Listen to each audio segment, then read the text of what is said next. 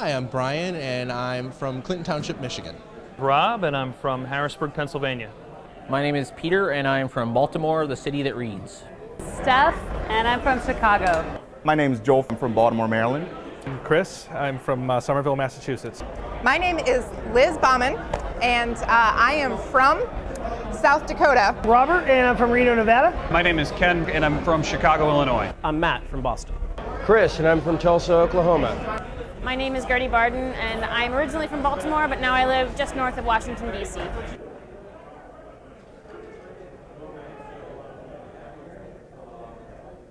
I am most excited about living Forgotten Realms, and I'm looking forward to that. Even easier to run and play, that would be great, without making it seem as if it's so dumbed down that the intellectual gamers would feel turned off by it. I've just been excited to learn about the different lands and the different deities and stuff like that. So I do think it's exciting that there are new races like the Tiefling. Fourth Ed, the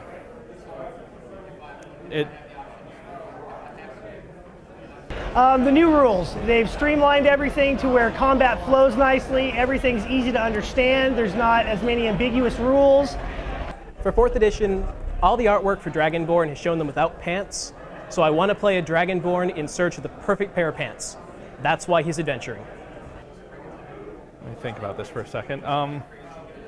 What am I most excited about with 4th edition? It's the freedom to sort of build monsters in sort of a pick and choose sort of way, is that you're not sort of pigeonholed into a monster that has these abilities. Every orc isn't the same, and so I really like, from sort of a behind the screen perspective, having even sort of the monsters that you would throw in massive amounts at a character. There's customization and individualization.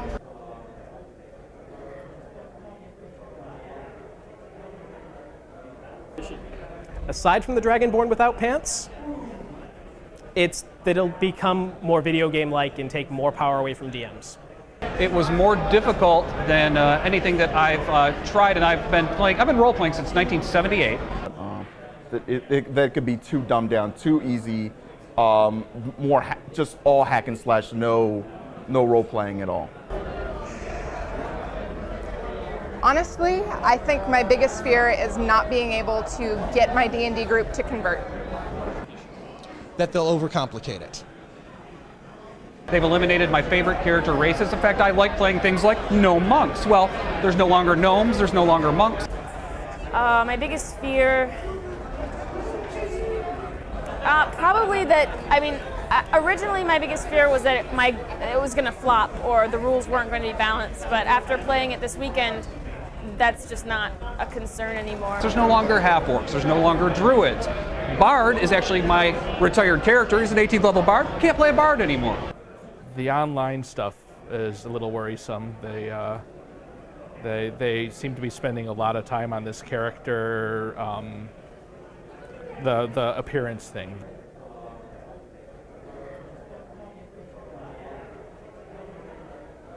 We all had a we had a Mexican meal that afternoon, and my aunt was over, and she came down, and at the same time, we all couldn't help it. We had certain issues from the meal.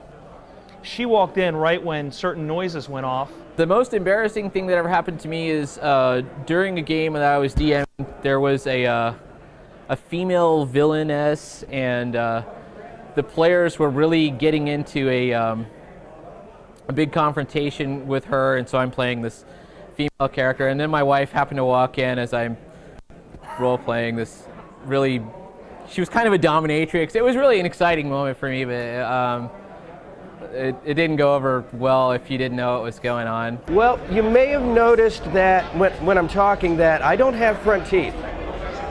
I used to wear a partial denture so that it appeared that I had some teeth in.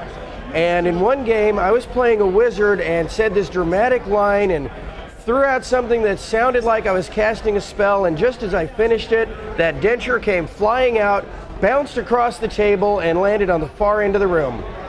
Totally ruined the moment.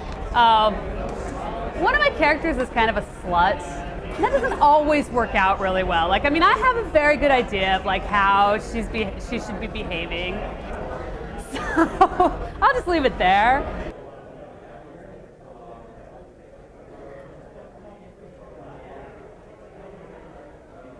Craziest thing? One of the DMs here at the event, I chased him around an outdoor pool, above ground pool, in my underwear, in his parents' backyard, to try to get back at him for something he did in one of my characters. I hitchhiked across 5 states. I got into a car accident, broken arm, broke 3 of my ribs, escaped from the hospital in order just to get back to play. I've had a game go 36 hours without a rest. I've played in the middle of the Pacific Ocean. I'd say the craziest thing is the midnight madness of the cons, when you're like, you know, like they shut down the rooms, so you're back in like the hotel rooms, people are like banging on the wall telling you to be quiet, and you're like, people are like lying on the floor, and there's somebody that's asleep, and you have to keep ribbing him to try to keep him awake so he could like participate, and maybe dice are getting lost all over the floor. And yeah, a couple of years ago at Gen Con, I don't think we could have trashed that room more completely. I was so embarrassed. I was like, they're gonna think this like high school kids on spring break that like just don't even know how to live.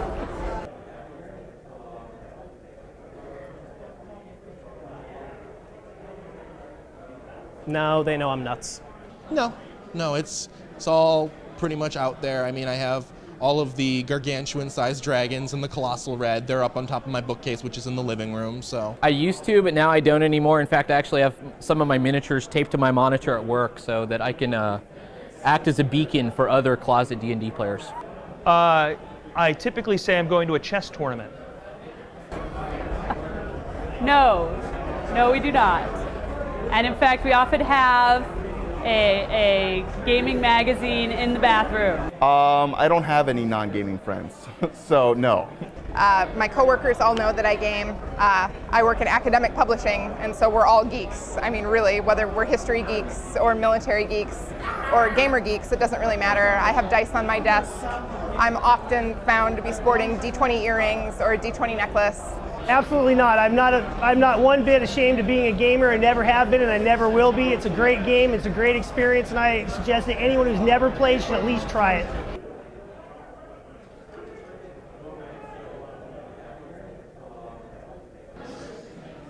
I don't know if I still believe in it, but it's something that kind of creeps people out. But I have a chicken bone in my dice box. Draw a pentagram on the floor, put candles on the points, worship Satan a few times, and then hope for the best. No, seriously, we just have our special dice. I have one particular die that rolls only 20s or only 1s, and I tend to stick with that one.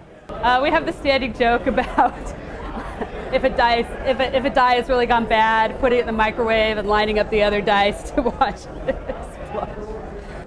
I have a lot of superstitions with dice. I buy a new set of dice every year. I'd show them to you. I usually like pink dice, just because I like the color pink. And then also, like when I'm not rolling, I put them all on the highest number. I think a lot of people do that to train them to roll the highest number. I have a lot of dice superstitions, some of which get pretty out there. I have every campaign character I have has their own designated die set, and I can't use that character's dice for anything else, or else they get mad at me. So I've had some of those dice, especially if I take a long break in a campaign. The dice will be irritated because they haven't been used in a while. This is going to be edited anyway.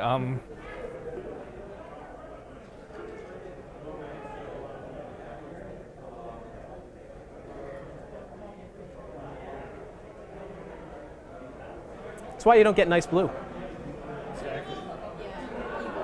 Well, I won the copy of the Endless Quest book. Did you? Really? Yes, by picking good. Yes. Oh, that's awesome. So thank you. You just recently got that. Yeah. Awesome. Oh, that's cool. Oh, wow. I picked good blue because I felt bad for you because you received so much crap that episode. Awesome. See? And then I see this and realize it's the truth. And guess I shouldn't have picked good nice blue. No.